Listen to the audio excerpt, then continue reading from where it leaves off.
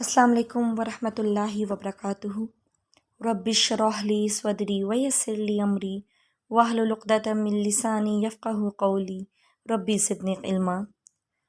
قرآنی دعا نمبر 2، سورہ بقرہ آیت نمبر 67۔ اعوذ باللہ ان اکون من الجاہلین۔ یہ جو دعا ابھی ہم نے سنی، جو سورہ بقرہ کی آیت نمبر 67 ہے، یہ بہت زیادہ اہم دعا ہے، طاقتور دعا ہے، جس میں انسان اللہ سے جاہلوں میں شامل ہونے کی پناہ مانگتا ہے۔ اس آیت کا پس منظر یہ ہے کہ جب بنی اسرائیل کے لوگوں نے حضرت موسیٰ علیہ السلام سے گائے ذبح کرنے کے حکم کے بارے میں سوالات کیے، تو بجائے اس کے کہ وہ سیدھے سادے حکم پر عمل کرتے، انہوں نے غیر ضروری سوالات کرنے شروع کر دیے، جس سے انہوں نے اپنی ہٹ دھرمی اور نافرمانی ظاہر کی۔ اور جب موسیٰ علیہ السلام نے ان کو ان سوالوں کے جواب دیے یا بتایا کہ وہ گائے کیسی ہو، تو انہوں نے کہا کہ کیا تم ہم سے مذاق کرتے ہو؟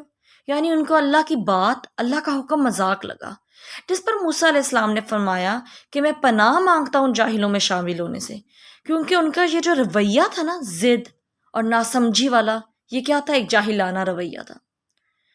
ہماری روزمرہ کی زندگی میں یہ جو دعا ہے نا، یہ شامل ہونی چاہیے، کیونکہ جہالت جو ہے وہ صرف علم کی کمی نہیں ہے، بلکہ یہ کیا ہے کہ آپ کے پاس علم ہے، آپ کو حق کا پتہ ہے، لیکن آپ ہدایت کو نظر انداز کر رہے ہیں، ضد کر رہے ہیں، غلط فیصلے کر رہے ہیں۔ کبھی کبھار علم کے باوجود انسان تکبر اور غرور میں صحیح راستے پہ نہیں آتا، صحیح راستے سے ہٹ جاتا ہے۔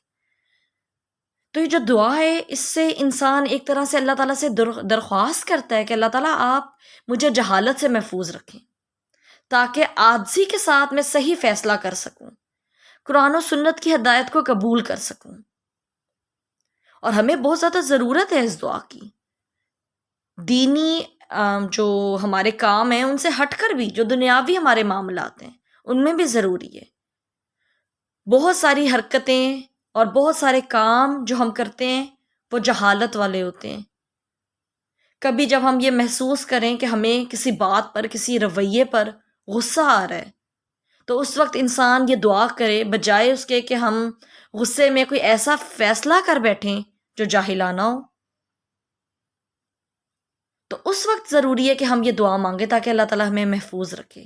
اسی طرح کبھی آپ کی کسی کے ساتھ کوئی بحث ہو جائے اور ہم یہ محسوس کریں کہ جو معاملہ ہے وہ شدت اختیار کر رہا ہے اور جاہلانہ بات چیت ہو رہی ہے، تو تب بھی اس دعا کو پڑھا جا سکتا ہے تاکہ ہم دوسرے کی جہالت سے بچ سکیں۔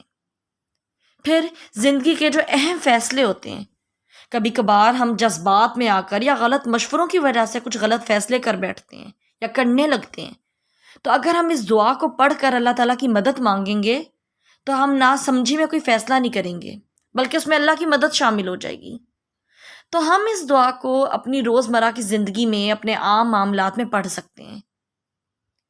اور یہ قرآنی دعا ہے تو اس کی قبولیت جو ہے اس میں 100% گارنٹی ہے۔ تو جب بھی ہمیں یہ محسوس ہو کہ ہم کسی معاملے میں الجھن کا شکار ہیں یا کسی معاملے کو سمجھ نہیں پا رہے، تو ہم اللہ تعالیٰ سے اس وقت یہ دعا پڑھ سکتے ہیں تاکہ اللہ تعالیٰ ہمیں صحیح راستہ دکھائے اور اللہ تعالیٰ ہمیں جاہلانہ فیصلوں سے بچائے۔ اللہ تعالیٰ سے دعا ہے کہ اللہ تعالیٰ ہم سب کو دین کی بہترین سمجھ عطا فرمائے اور ہم سب کو اپنی روزمرہ زندگی میں اللہ تعالیٰ کی مدد شامل کرنے کی توفیق عطا فرمائے۔ ہمارا اللہ تعالیٰ سے تعلق اتنا مضبوط ہو جائے کہ ہم اپنے ہر کام، اپنا ہر معاملہ، اپنا ہر فیصلہ کرنے سے پہلے اللہ تعالیٰ سے مدد مانگیں، انشاءاللہ۔ آمین ثم آمین۔ السلام علیکم ورحمۃ اللہ وبرکاتہ۔